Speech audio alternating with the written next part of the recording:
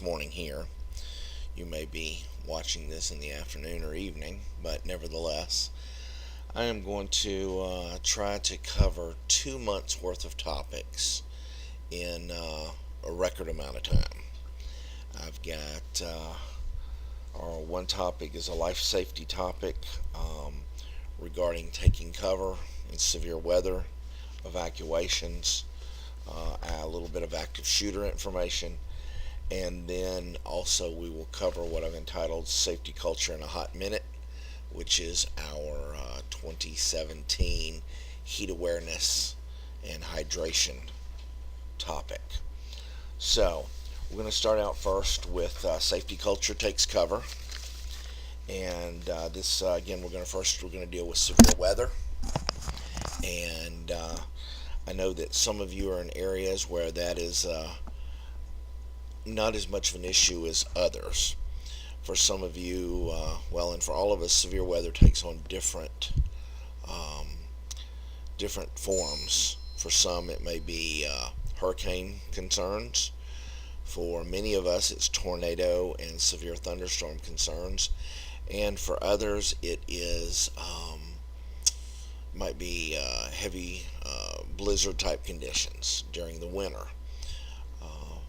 But nevertheless, for everybody, we have reasons to be prepared to take cover in the event of severe weather. So that's what we're going to talk about first. Everybody should have a shelter area or a take cover area, and it should be designated. We have some markings we use here in Atlanta. I'm going to try to show you here real quick on this. That's what our take cover posting looks like, and we have those posted throughout our facility at different designated areas. I'd be happy to make you those signs if you request them, or you can make some signs yourself that just are printed out that say take cover or shelter assembly areas. And these are the areas that we want everyone to gather and assemble at in the event of severe weather.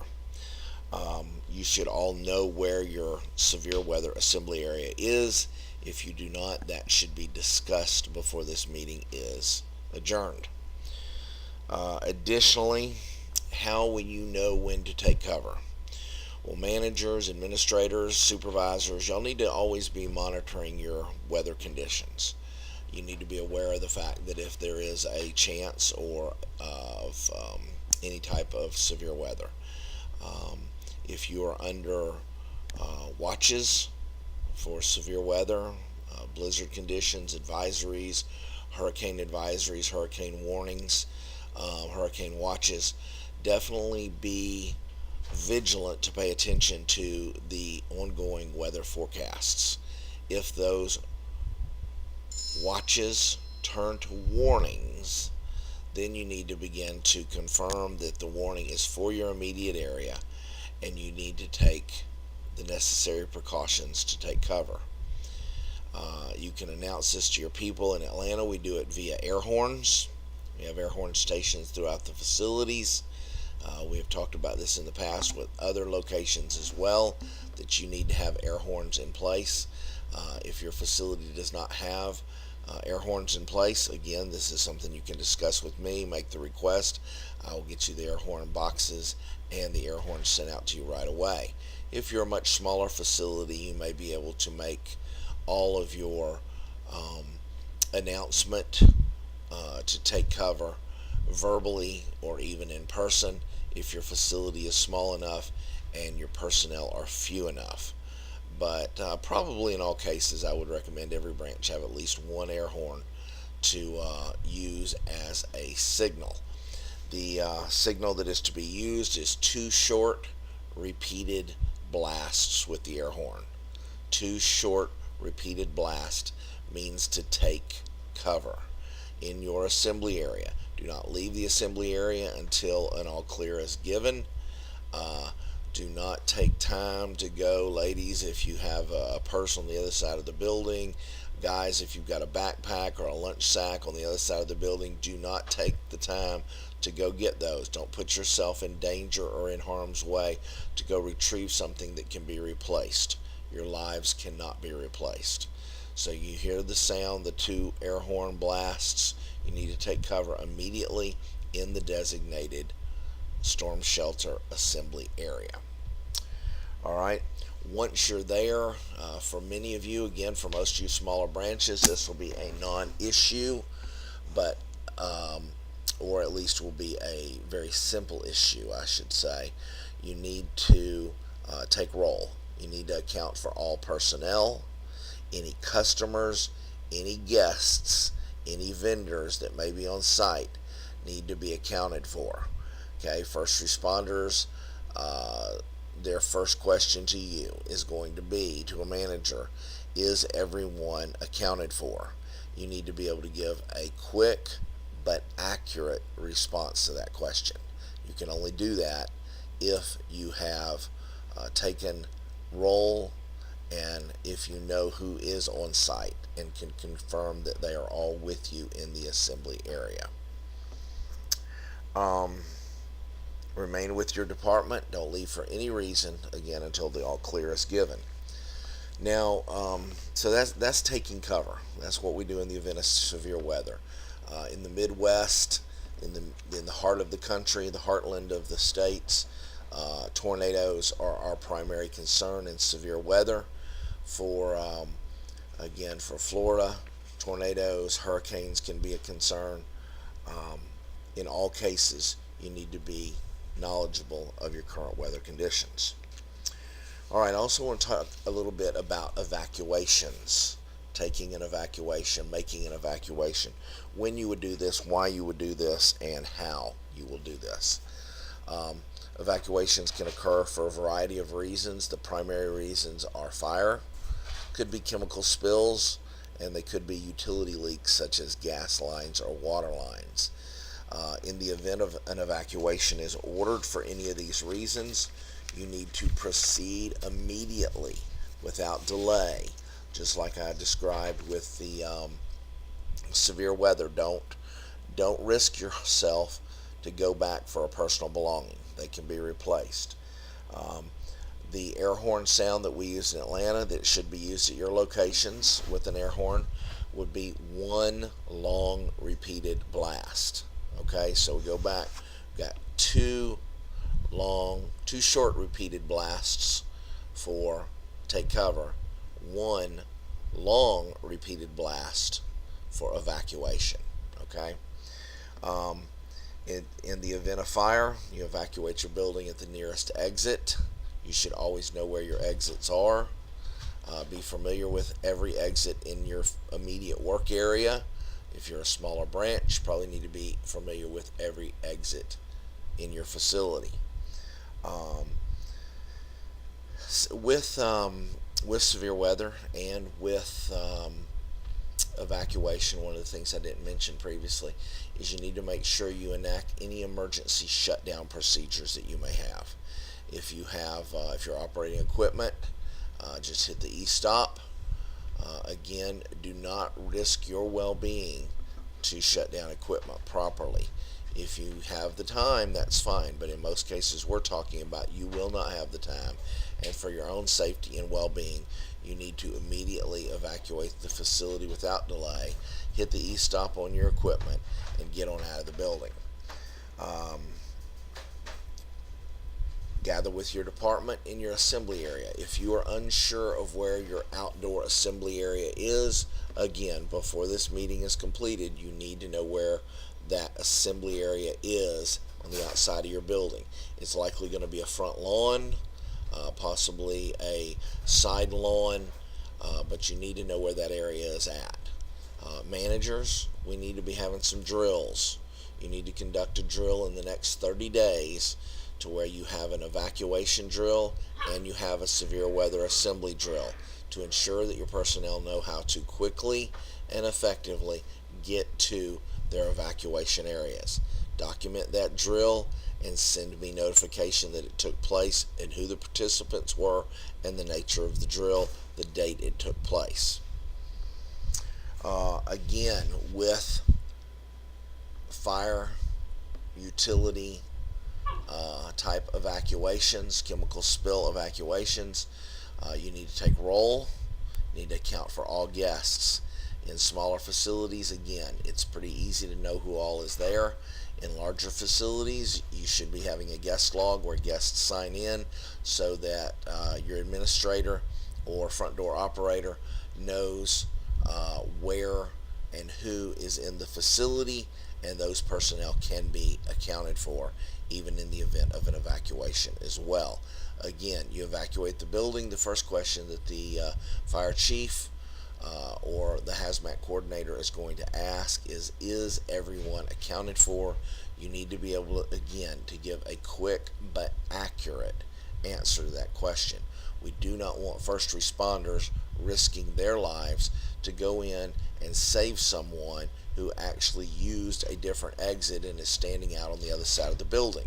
So if you're separated from the rest of your group, one of the first things you need to do is text or call your supervisor or manager and notify them that you are out of the building, where you are at, and that you are safe. That way that information can be relayed to managers and to upper management so that the point of contact with the fire department will be able to be accurate and concise and quick in giving an answer for if everyone is accountable, if everyone is accounted for, or if someone is missing. All right. So remember, first thing you should do if you're separated from your group is contact your supervisor. Supervisors should contact managers. Managers contact your highest ranking manager on site.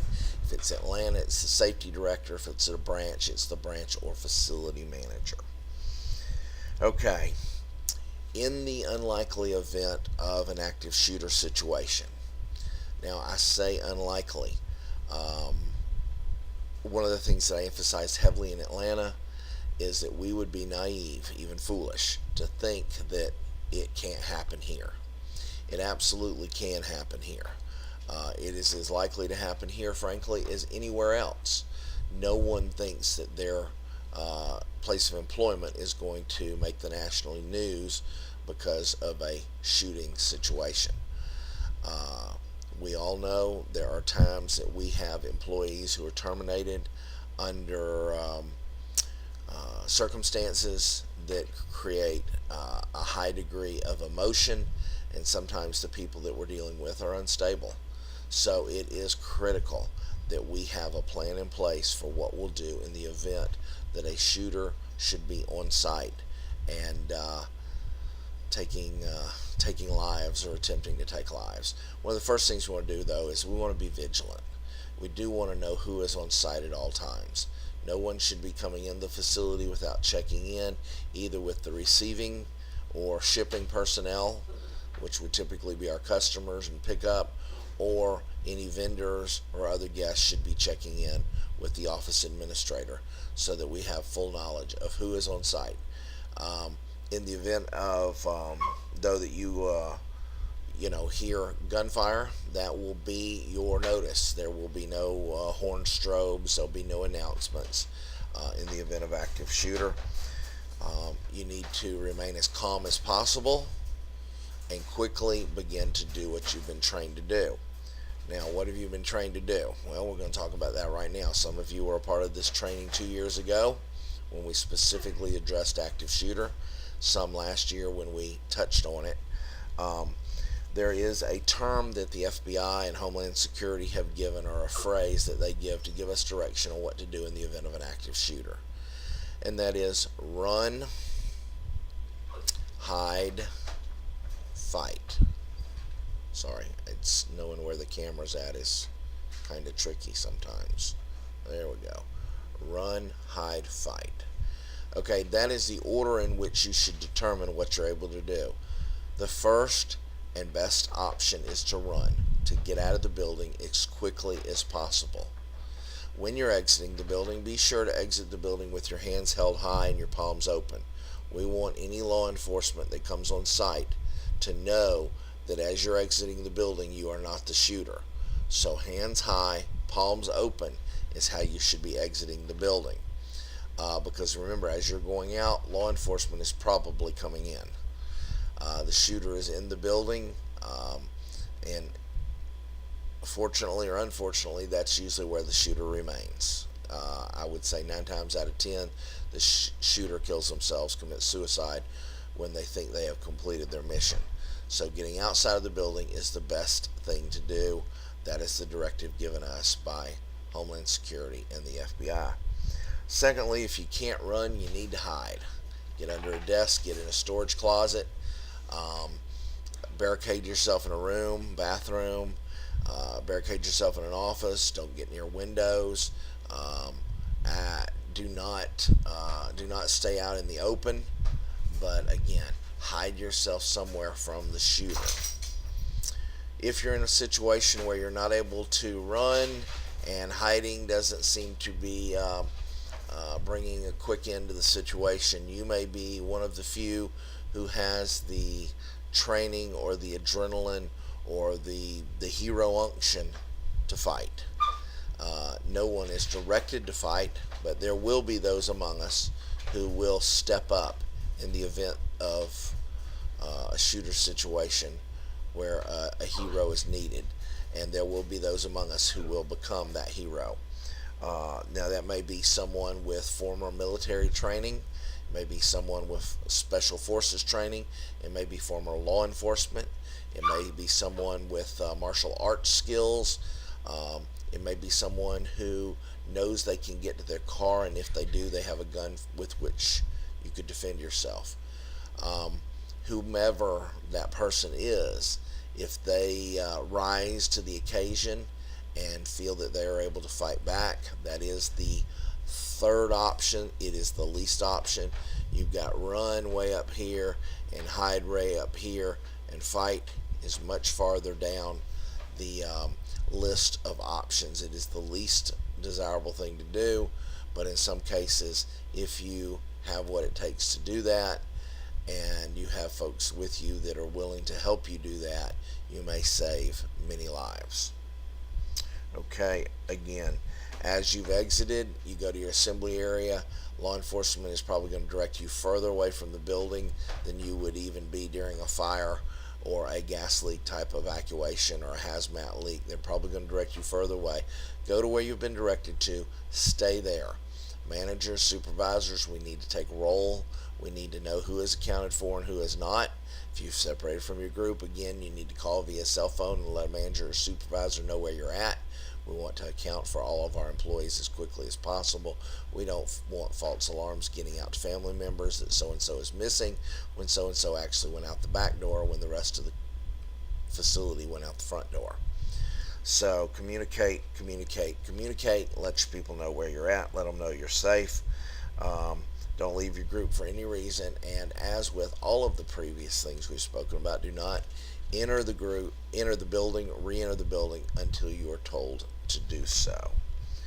Okay, so basically, with this type of thing, I want to talk briefly about facility security. We need to be vigilant. If you see someone on site that you don't recognize, you need to greet them. You need to send them to the office, find out what their business is. Make sure they belong there. Former employees and recent terminations may be angry and unstable.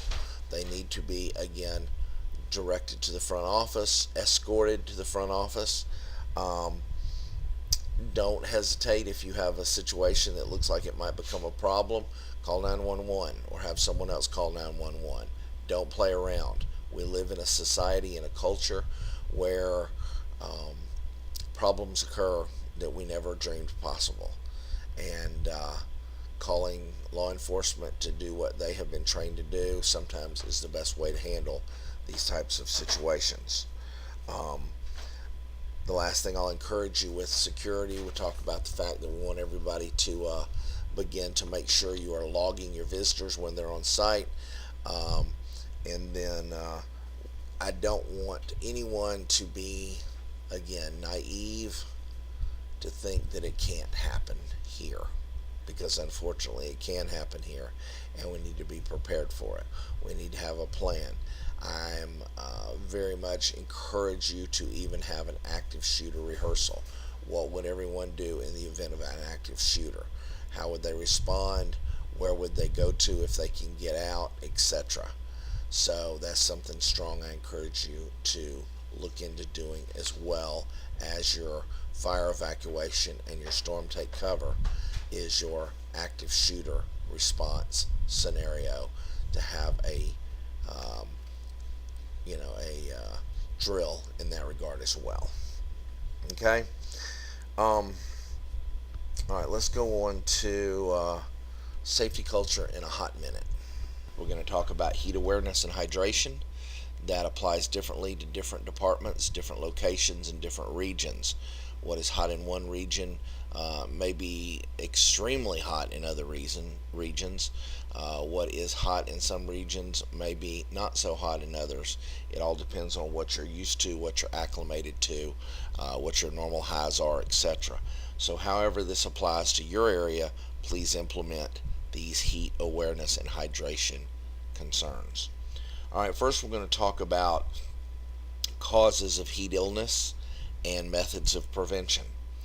Okay, there are 5 primary causes for heat illness: dehydration, bad summer diet choices, heat index, sun exposure, and bad summer clothing choices.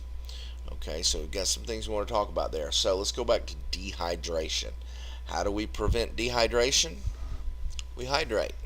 Okay, get you some, keep water in your system.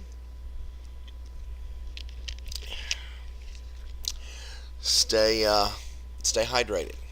We'll talk about what that means. You need to increase your intake of sports drinks. You need to increase your intake of water, and you need to start doing this the night before. If you start feeling dehydrated, lightheaded, kind of exhausted, just generally feeling crummy about break time on a Monday morning, and you realize, wow, I'm probably getting dehydrated. I'm sweating a lot, and it's hot out there, and you start trying to hydrate at that point, it's too late. Okay, you've got to start hydrating the night before. That's the only way you'll properly be hydrated during your daytime work shifts. Okay, in many cases we have water machines, filtered water and purified water. Some cases you have ice machines, and in some cases you have 5-gallon coolers. Here in Atlanta we have coolers throughout the facility. In Florida we have coolers throughout the facility. That is something that we can talk about at other facilities if that's needed, to ensure that we have plenty of water and hydration items on site. With regards to coolers, water machines, ice machines, be considerate. Odds are, depending on where you're at and how large your facility is, how large your department is, there may not be enough for everybody to fill their 128-ounce big gulp from Racetrack or Quick Trip. So be considerate of others. If there is water provided, if there is Squencher or Gatorade provided, be considerate. Make sure that what you take leaves plenty for others. Okay, regarding sports drink, honestly, you should only have probably about 16 ounces of sports drink every 3 hours. In addition to that, you should be supplementing with water. Water, little sports drink, next 3 hours, water, little sports drink, next 3 hours, water, little sports drink. Okay, so you don't want to overdo the sports drinks. You don't want to overload yourself with the sugars that are in those. Although Squencher is reduced sugar and increased potassium, which is why we use that in as many locations as possible. Less sugar is good, and more, I said protein, I apologize, potassium. Higher in potassium and lower in sodium. So again, be considerate. All right, bad summer diet choices. What on earth do I mean by that? Well, you want to decrease your meals with heavy proteins in them. Okay, proteins require body heat to process them. So if you're eating proteins, you're actually defeating your body's intention to be cooler during the summer months, as it will actually have to generate a heat in order to burn proteins. So decrease meals heavy in protein. Then you need to decrease caffeine intake. Caffeine is a Yep, diuretic. So it is flushing liquids out of your body faster than your body can absorb what it needs from those liquids. Same thing with alcohol, beer, things like that are going to flush your system of what it needs on these hot summer days. So you need to decrease or avoid alcohol intake during the work week and as you are prehydrating the night before your first work day of the week.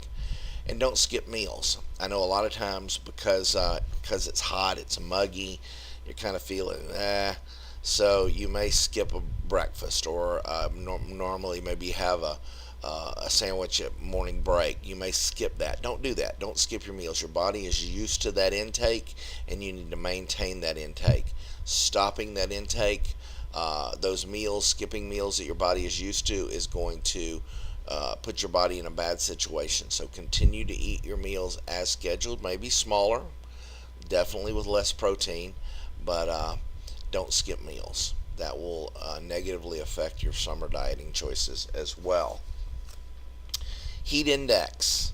Now, this may not be something that everybody deals with, but I'm going to tell you about it because here in Atlanta, it's our primary concern. Heat index in the summer is what wind chill is in the winter. Okay? Heat index is a combination of the humidity and the air temperature, which creates a feels like temperature. Okay, so it can be 92 degrees out with a breeze here in Atlanta, but if we have 70% humidity, it's going to feel like 112 degrees outside. Okay, so humidity is a huge factor. The way that you can prevent heat index from being a factor that causes heat illness is just simply by being aware. Most of the smartphone apps now that do weather will tell you exactly what the heat index is forecasted to be for a given day, and you can be aware and you can behave accordingly so that you're not lulled into a sense of false security because it's just 92 degrees with a light breeze. Man, it feels good outside. It's going to feel good outside. Well, if the humidity is 70, 72, 73, no, it's going to feel like 112, 113, 114 degrees to your body because of the effect that the humidity has on the air temperature. Okay, so be aware of that. Sun exposure is not typically a concern for us at Spectra. We're not working outside, we're working indoors, so we deal kind of with a stagnant air heat as opposed to a direct sun exposure heat. But if for some reason you have to be outside on your work day, or even when you're outside for the weekend, in the evenings, mowing your lawn, working your garden, trimming your hedges, you need to be aware that when you're exposed to direct sunlight during summer months, you need to take breaks in the shade, step indoors in the air conditioning, use fans, use cooling towels to keep your body comfortable and safe during the hot summer months. Now, lastly, one of the least causes, but definitely a cause to be concerned about and be aware of, is bad summer clothing choices. Um, what I mean by that is quite simply dark colors absorb heat, light colors reflect heat. So you want to be wearing light colors, not dark colors, for hats and shirts and even your pants during the winter months, but particularly your shirts. If you're wearing black shirts, navy shirts, red shirts, any type of royal blue, dark grays, those are going to absorb heat and insulate that heat in around your body. They work like an insulator. Light colors, whites, yellows, neon greens, neon oranges, light blues, light grays, these are all going to reflect the heat and keep your body cooler. Okay? So those are the 5 causes and 5 types of prevention for each of those causes. Now I want to very briefly, as we get ready to wrap up, I want to talk about symptoms, illnesses, and treatments for heat illness.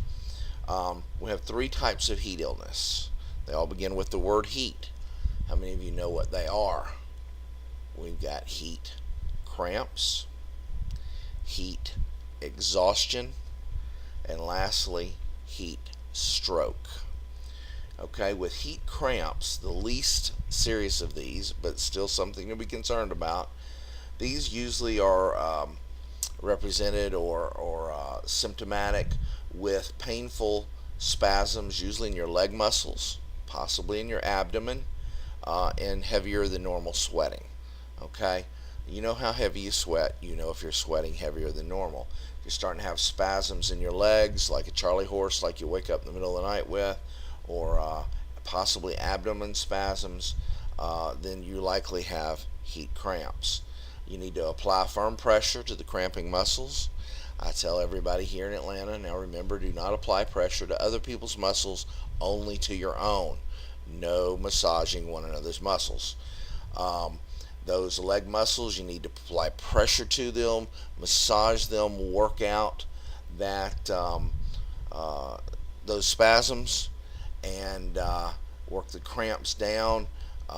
To reduce it, take sips of water or sports drinks. If you start to feel a little bit nauseous, discontinue the sports drink until the nausea passes. Sips of water, just in room temperature water, not necessarily ice cold. The ice cold sports drinks and ice cold waters, that's a lot of what contributes to the abdomen cramps and the abdomen spasms, is putting ice cold liquid in your body. Think about a glass. If you've got a hot glass that's just come out of the dishwasher and you pour ice cold water into that glass, what's likely to happen? It's going to shatter. That's the same thing with the human body. It causes a tremendously negative effect on your very hot body if you pour something ice cold inside of it. So when you're really hot, ice cold liquid is not the best. Room temperature or ambient temperature liquids are best to be sipped when you're in that situation. Now with heat exhaustion, again, you're going to have the heavy sweating, just like before, possibly a little bit of weakness, um, cold and clammy skin, possibly pale skin, possible fainting, certainly lightheadedness, and possible vomiting, but definitely nauseousness. Okay, if that's the case, you have those symptoms, you need to get into an air conditioned area or to some kind of climate controlled area, get out of the heat. This is where it's good to remember we not only want to watch for these symptoms in ourselves, but in our coworkers. Okay, we do want to be our brother's keeper, and we want to be careful to ensure their safety as well. Sometimes you may not realize that you're starting to exhibit these symptoms, and so a coworker comes over and says, "Hey, man, you're not looking so good. You feeling all right? Let's go have you sit down in the office a minute and get some fresh air. Let me get you a cup of water." So get them in front of a fan or move them to an air conditioned area somewhere outside of the heat. Lay them down if necessary. If they're feeling very lightheaded, let's get closer to the ground, get our head even with our body. Apply cool, wet cloths to the body. We want to try to bring the body's temperature down. Take sips of water. Again, just sips, room temperature. And if there's further nauseousness, if it gets worse, go ahead and discontinue it. We do not want the person to vomit. That will be the quickest way to dehydrate. But should vomiting occur, you need to call 911. The wet, cool cloths that need to be applied. You need to know the areas in which those will be most effective. Forehead and neck are good areas, primarily the neck and the back of the neck, to put cool towels. Wrists are good places for towels, and ankles. Okay, so primarily the neck, the wrist, and your ankles are your 5 best points for which you can apply cool, wet rags. Those are the areas where your arteries are close to the skin, where your blood vessels and everything are out closer to your skin, and you will quicker, more effectively be able to bring down body temperature with cool rags at those locations. Okay, lastly, heat stroke. Heat stroke is the most severe of the heat illnesses, and so we want to give most serious attention to how we want to address heat stroke and what the proper methods, what the symptoms are, and the proper methods of treatment. Here we go. Keeping cool, keeping hydrated. All right, with heat stroke, one of the most common and easiest to recognize symptoms of heat stroke is that sweating has stopped. You'll notice with both of the previous, with heat cramps and heat exhaustion, we had heavier than normal sweating. If the sweating has stopped, that is a sure sign that a person is on the brink of heat stroke. Rapid and strong pulse. Pulse so strong on the wrist you don't have to touch it, you can just see it. It's rapid and it's strong. Possible unconsciousness can occur with heat stroke as well. So, we want to be aware of these symptoms. Again, heat stroke is serious. The term stroke is not just used for no reason. We're talking about the potential for actual brain damage to occur from a heat stroke. So we want to be very, very vigilant and take this very seriously. Heat stroke is a severe medical emergency, and delay in treating it can be fatal. So what's the first thing you want to do for treatment when you encounter a heat stroke victim? Is you want to call 911. Get the 911 operator on the phone and follow their instructions to a T. Okay?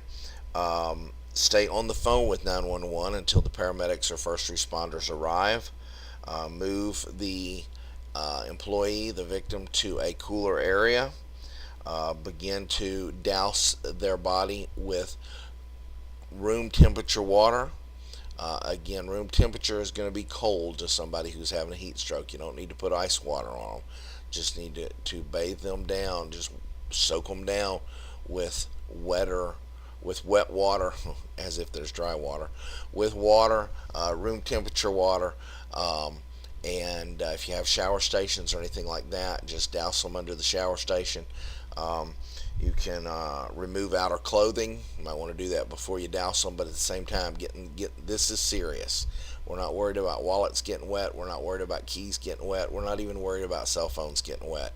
We're worried about someone not dying, okay, or suffering brain damage from a heat stroke. So remove their outer clothing. Somebody, a manager or supervisor, can take responsibility for their personal belongings. Do not give a person who is exhibiting these symptoms any liquids. Okay, it's just going to induce vomiting more. We don't want that. We want them to stay hydrated, and again, vomiting will cause dehydration quicker than anything else. Okay, so heat cramps, heat exhaustion, and heat stroke in order of least severe to most severe, along with the symptoms and treatments. All right, very good. That takes care of that. I hope that was helpful in understanding. You want to stay hydrated during the summer. We want to keep water and liquids in our system.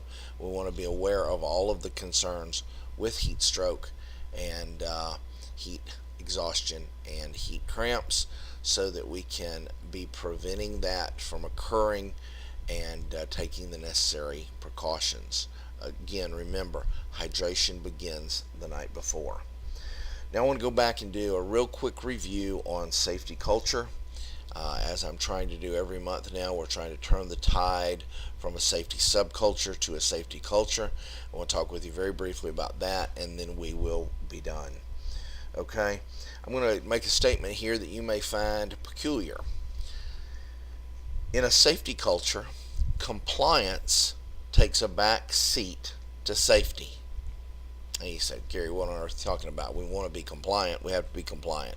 Well, I'm not talking about regulatory compliance. I'm not talking about policy compliance or OSHA compliance.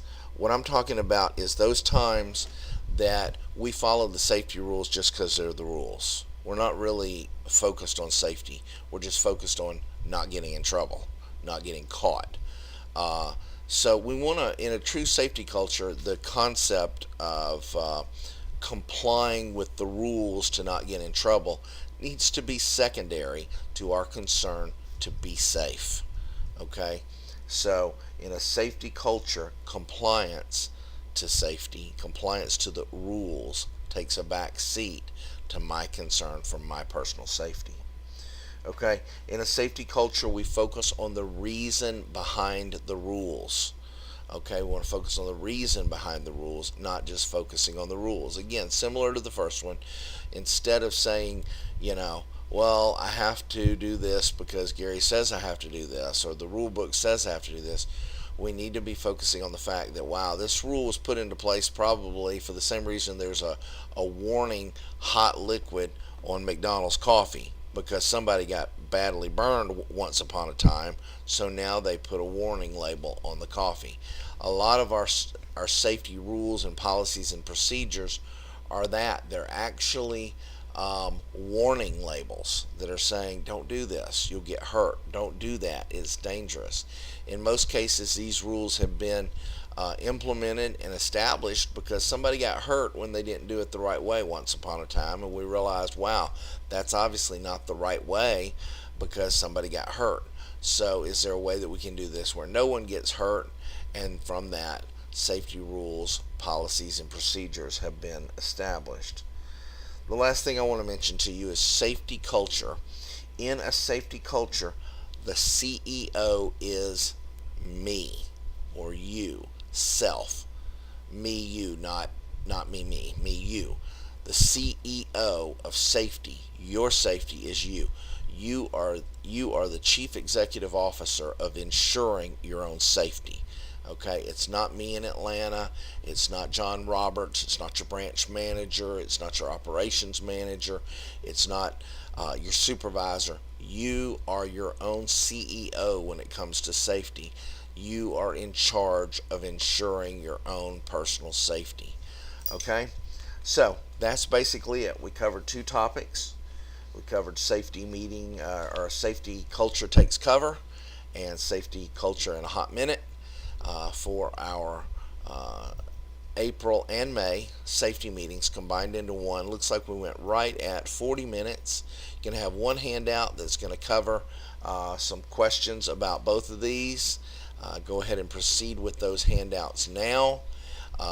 First, let's say the first four branches that get their completed safety meetings back into me will be will be given the choice of some prizes for their employees and for the branch manager themselves. So first four branches to respond win prizes. And hope you like my camo Spectra hat here. Got that from my good friend Mike Smith down in Clearwater. I like that. I put on my camo shirt for you today. It's not deer season here. I don't think it's anything hunting season here, but I wanted to show off this good looking hat, and so I dressed to match. Y'all have a great day.